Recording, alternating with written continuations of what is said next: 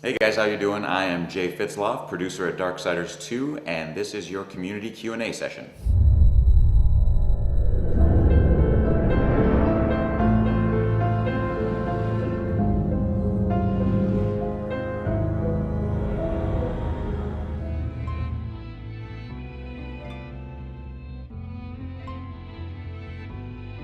So I think environment-wise for Darksiders 2, you're going to notice some big differences.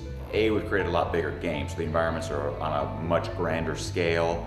Also, since Death is much more agile, can climb higher, we've designed levels and environments that are a lot more vertical than the first game. But the biggest change that you're going to notice is since the first game took place on Earth and Darksiders 2 takes place not on Earth, the complete underworld, what this did for our team is let the chains go. They weren't bound by reality because, you know, when you're creating Earth, everybody knows what a building looks like, and you have to build that expectation. No one knows what these fantastic environments we're creating for the underworld look like, so it really let our art team go wild, and just whatever they could dream was fair game. And ultimately is like whatever looked cool, that's what we went with. So you're gonna see a lot grander scale, a lot more variety, and just a lot of cooler places to explore.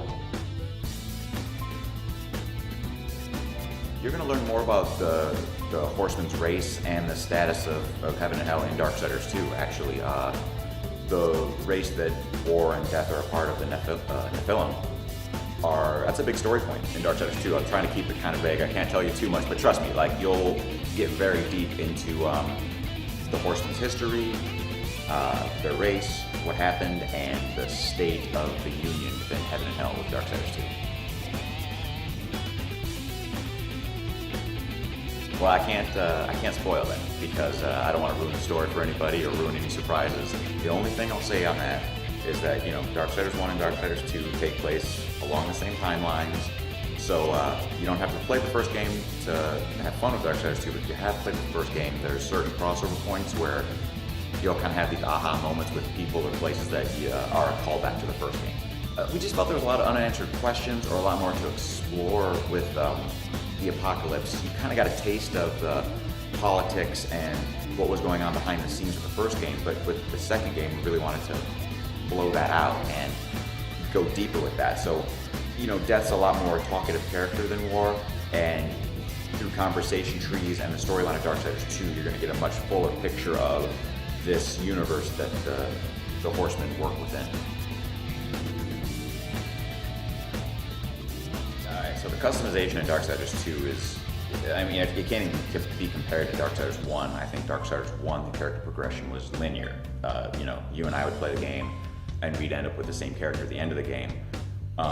With Darksiders 2, within an hour, we're going to have completely different characters, and even more so as the game progresses forward, because the equipment is all randomly generated based on your level. And so we have scythes, secondary weapons, of which there's a multitude of secondary weapons you can get, armor, boots, gauntlets, amulets. So all these are randomly generated, random statistics generated throughout. If I had to, who knows, I'd have to create a mathematical algorithm to know how many items are really in the game, but we're talking about, I'm sure, technically millions of items within the game. So then there's that. On top of that, when you go up a level, we have our skill trees.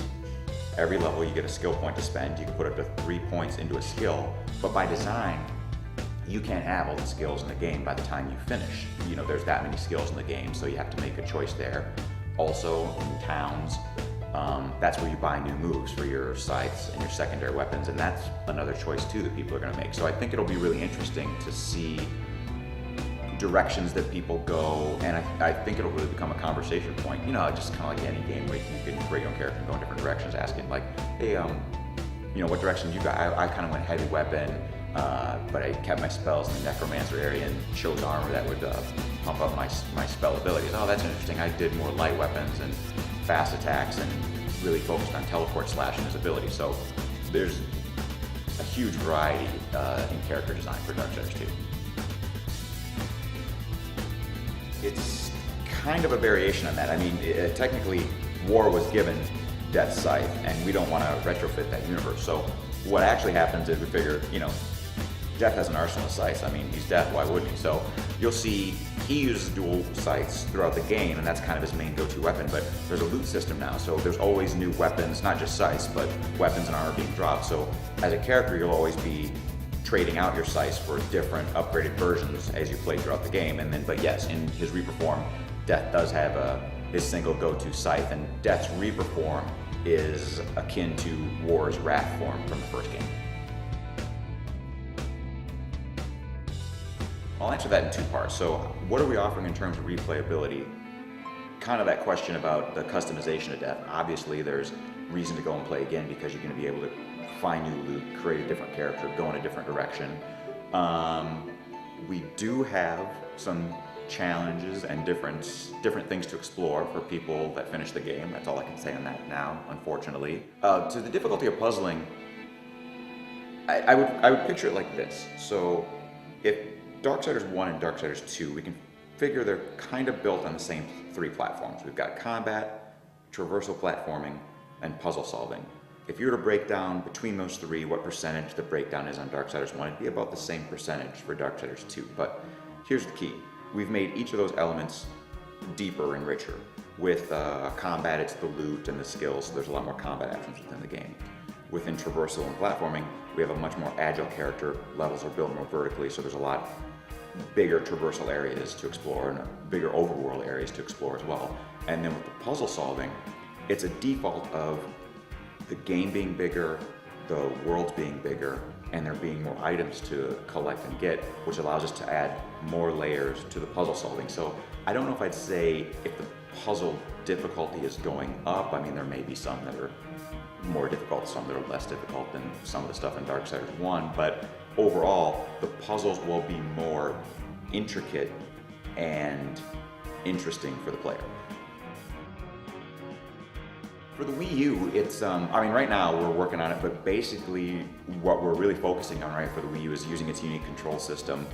And, you know, it's easy enough to just port it over and you have the game and use the controls just like you would a console, but that's kind of a waste with the Wii U. So we're trying out a lot of unique controls within the game, but what's important is, and everything's on the table.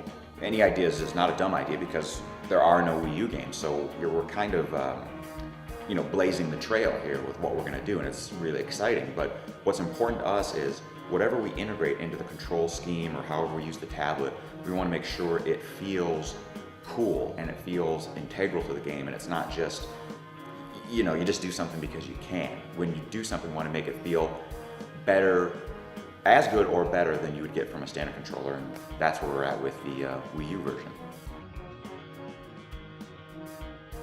Let's see, my favorite character from the Darksiders series, it's probably Volgrim. I just like that shady little dude always popping up and trying to sell you stuff, and his voice too. Every time when he pops out, it just kills me every time. So I'm a Volgrim fan.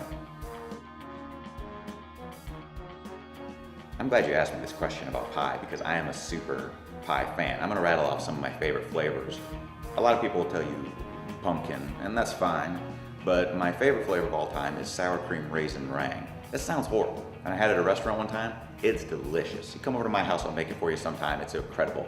My backup favorite would be pecan pie, and once in a while, I try to make I don't know, I'd call it like a pie melange, where you just mix different flavors. It always turns out horrible, but you know, come Thanksgiving, I'm always willing to take an adventure on a different flavor.